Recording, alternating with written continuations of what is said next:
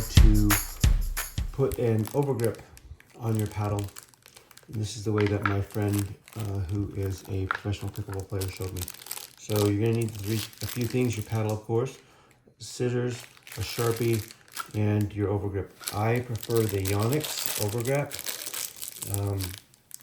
It's this brand.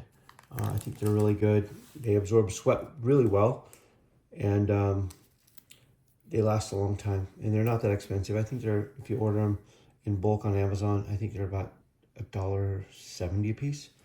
So not too bad. But that's what we're going to start with. So I start by taking it out of the package. The first thing we're going to do is I'm going to take this little finishing tape here, and I'm just going to take the scissors and I'm going to cut the clear tape off of it. I'm not cutting the finishing tape in half, but I am cutting that clear tape off to open it up.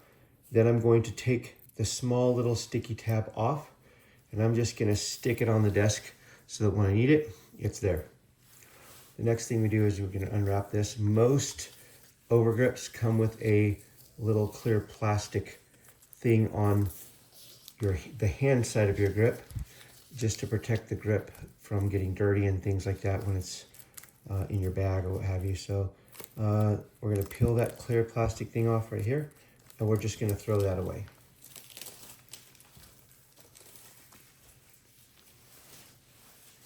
All right. So after we're done with that, most overgrips have a tapered end and a non-tapered end. So you can see this end is non-beveled, non-tapered. This end is tapered. The tapered end has a little sticky thing on it. We're going to start with the tapered end with the sticky thing. We're going to look at our paddle, and we're going to try to find where the manufacturer started their grip. So you can see on this one, they started it right here. Usually these grips are going to start, they're not going to start on the bevel with the front or the back of the face or the side. They'll start on one of these four, okay? And so generally I find where that is, which is right here, and I'll start this overwrap on the opposite side of that, okay? You don't have to do it that way. You can really start it anywhere, but this is just how I was taught, so that's how I'm teaching you. So we're going to go to the opposite end of that, which means this bevel right here, that's where we're going to start, okay? So we're going to take this little sticky tab off, and we're going to start on that bevel. We're going to put it right at the very end. We stick our thumb there to hold it tight, and then we're going to wrap. And you kind of want to follow the direction, you know, of the taper that on the manufacturer's grip. So we'll wrap this way. I'm going to pull it tight, keep my thumb there, and my finger as I wrap it. You could give it about half stretch. You don't want to pull it too tight, but you want to pull it about halfway. So we're just going to come around, okay, until it starts to overlap. Then we're going to keep overlapping until we get here to where it starts to taper, and then we're going to start coming down, okay? And the key is, if you can see here, you can kind of see, if you look, between the edge and here, that is the amount of overlap right here. So here it's about 1/4 inch. I like to keep it 1/4 inch consistent all the way down.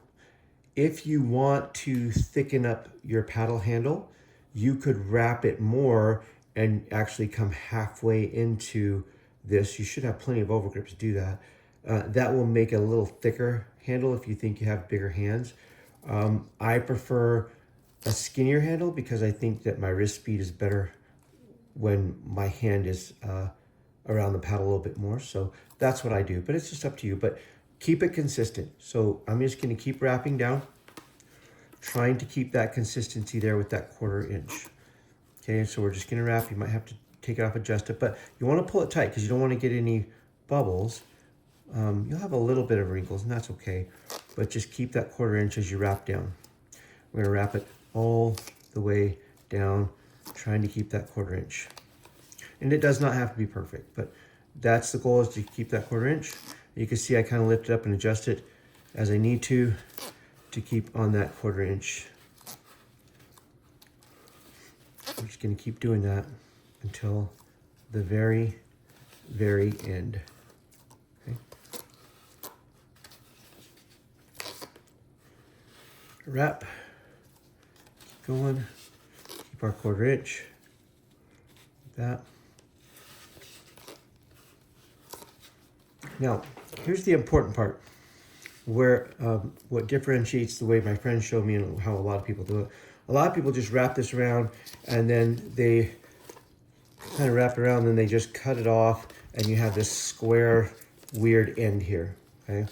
I'm going to show you how the manufacturers actually do it and how my friend who is the PPA professional taught me how to do it, and I think it's a really superior way. So you're just going to keep wrapping with that 1/4 inch, okay?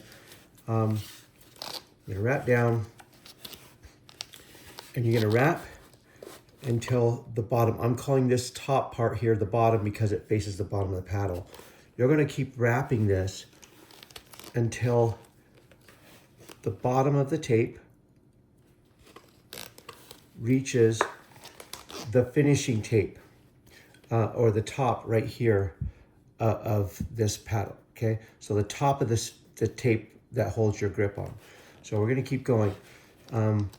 If you have a hard time remembering, is it this one I wrapped there or this one?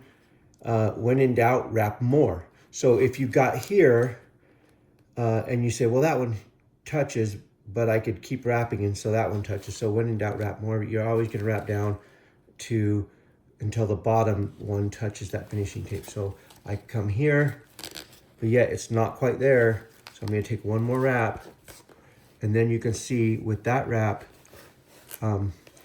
it would touch here where the manufacturer's tape ended, okay? So then what I'm gonna do is I'm gonna take my Sharpie and I'm going to make a mark right in the center on that tape, right in the center there at the bottom, okay? Should look like that. And then all you're gonna do is you're gonna unwind 2 flips.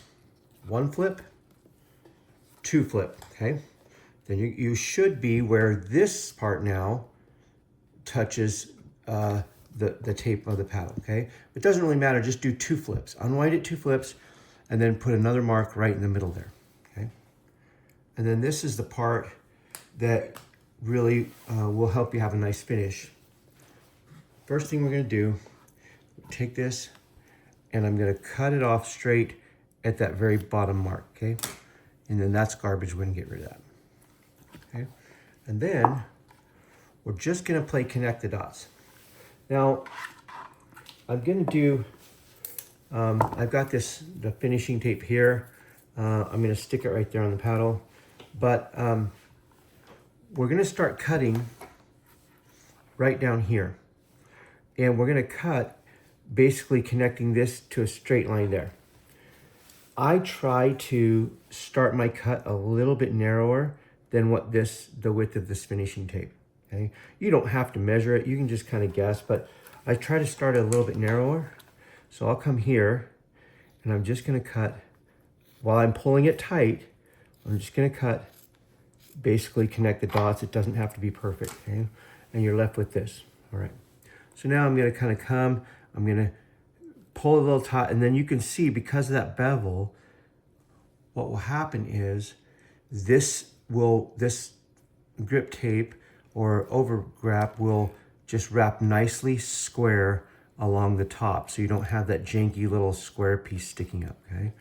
Once you got that done, you're there, then you're gonna take this, you're gonna stick the finishing tape on the end, hold it with your thumb, you're gonna peel the rest of that backing off.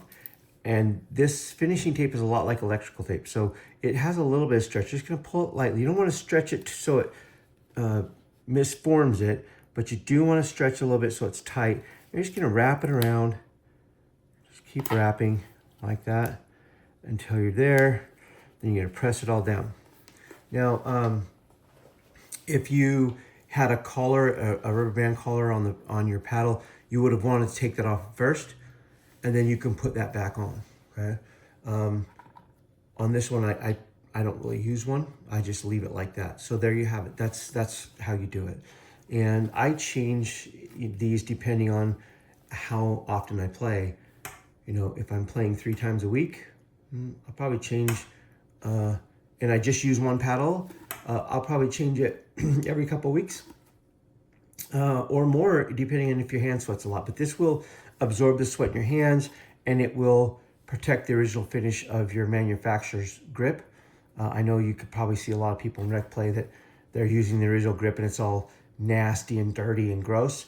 Well, once it gets like that, you don't really quite have the same stability in your paddle and your hand, which means you're gonna have to squeeze harder, which means your wrist locks up. You know, there's a lot of things about not squeezing harder. You're gonna sometimes have a loose grip, and this will help you have a great grip on your paddle. Anyway, I hope that was helpful. I hope it's understandable. But you guys have my number if you have questions.